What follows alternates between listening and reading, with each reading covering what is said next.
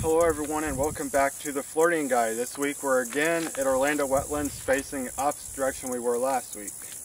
Alright, this week we're going to go to the very top of the CIA. The people that are really in control, and in fact just one person in control of everybody. Those of you who know this person will know who I'm talking about. But they're the crooks in action, the spook, as we independents call them, organization that I'm going to go over. I want to go above the puppet master controlling America, George Bush Sr., and go to the one man who has control over everyone there. This man has stock in Transocean. His holdings were 398,286 shares as of 6/30/2007. It accounted to little more than 1% of his total portfolio. He owns more than 2 million shares in Halliburton. So you see, this man is the one holding every card in the deck. It's his organization. He is a member of the Club of Rome, which is writing the play we all have to suffer through. And it is them that are setting up the stage for the UN to control over the United States with help from Russia and China. The Club of Rome, not the Bilderbergers, are wanting to pass cap and trade and sell us the global warming fraud. Who is this man? And this article I'm taking directly from Roger K. Young at rogerkyoung.net. His GRA monthly August newsletter, which only subscribing members can see, but I'm going to share a little bit of it with you because I think this man is the one man that's very important to everybody.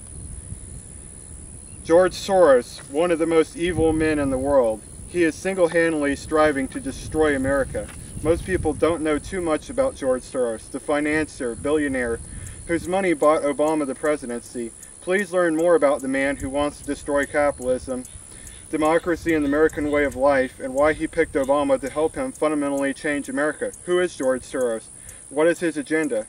He brought the market down in 2 days. Here is what CBS's Mr. Steve Cross research had turned up.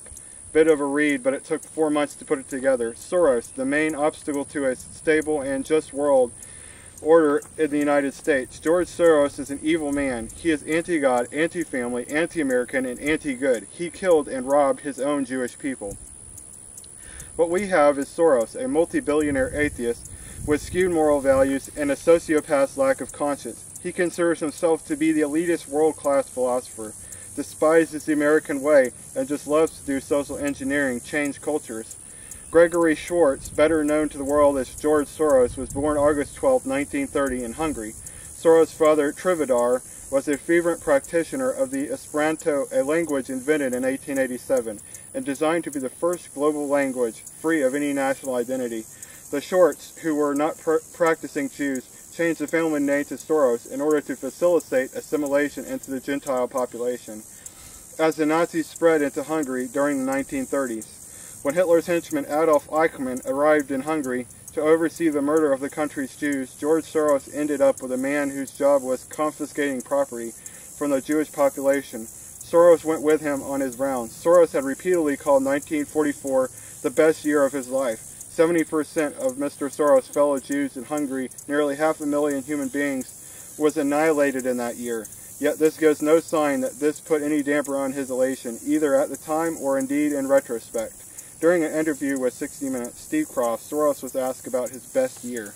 Croft, my understanding is that you went out with this protector of yours who swore that you were his adopted grandson. Soros, yes. Croft, went out, in fact, and helped in the confiscation of property from your fellow Jews, friends and neighbors. Soros, yes, that's right, yes. Croft, I mean, that sounds like an experience that would send a lot of people to the psychiatric couch for many, many years. Was it difficult? Soros, no, not at all. Not at all. I'd rather enjoyed it. Croft, no feeling of guilt? Soros, no, only feelings of absolute power. In his article, Moverich describes how Soros admitted to having carried some rather potent messianic fantasies with me from childhood, which I felt I had to control, otherwise they might get me in trouble. Be that as it may, after World War II, Soros attended the London School of Economics, where he fell under the thrall of fellow atheist and Hungarian Karl Popper, one of his professors. Popper was a mentor to Soros until Popper's death in 1994. Two of Popper's most influential teachings concerned the open society, fallibilism, Fallibilism is the psychological doctrine that all claims of knowledge could, in principle, be mistaken. Then it couldn't. I could be wrong about that. The open society basically refers to a test and evaluation approach to social engineering. Regarding open society, Rothschild's right. Since the Second World War, most of the Western democracies have followed Popper's advice about piecemeal social engineering and democratic social reform, and it has gotten them into a grand mess. In 1956, Soros moved to New York, where he worked on Wall Street and started amassing his fortune. He specialized in hedge funds and currency speculation. Soros is absolutely ruthless, amoral, and clever in his business dealings, and quickly made his fortune. By 1980s, he was well on his way to becoming the global powerhouse that he is today.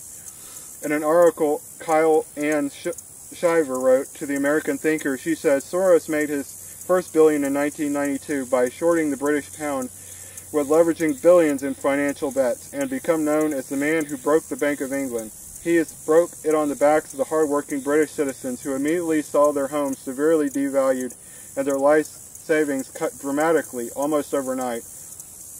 In 1994, Soros crowed in the New Republic that the former Soviet Empire is now called the Soros Empire. The Russian Gate scandal in 1999, which almost collapsed the Russian economy, was labeled by Jim Leach, the head of the House Banking Committee, to be one of the greatest social robberies in human history. The Soros Empire, indeed. In 1997, Soros also destroyed the economies of Thailand and Malaysia. At the time, Malaysia's Prime Minister Mahathir Mohamad called Soros a villain and a moron.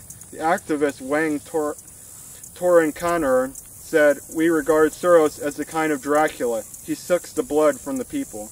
The website Greek National Pride reports Soros was part of the full court press that dismantled Yugoslavia and caused trouble in Georgia, Ukraine, and Myanmar, Burma. Calling himself a philanthropist, Soros' role is to tighten the ideological stranglehold of globalization and the New World Order while promoting his own financial gain.